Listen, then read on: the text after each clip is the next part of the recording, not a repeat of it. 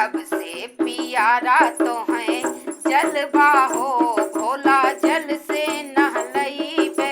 सबसे पियारा तो है जलवा हो भोला, जलवा चढ़इबे। नाही तो हर पूजा जानी, नहीं बाबा अर्चन, नहीं तो हर पूजा जानी, नहीं तो हर अर्चन। श्रद्धा के जल से नहलइबे हो बाबा, जल से नहलइबे। श्रद्धा से पूजा रचइबे हो बाबा, जल से नहलइबे। सबसे पियारा तो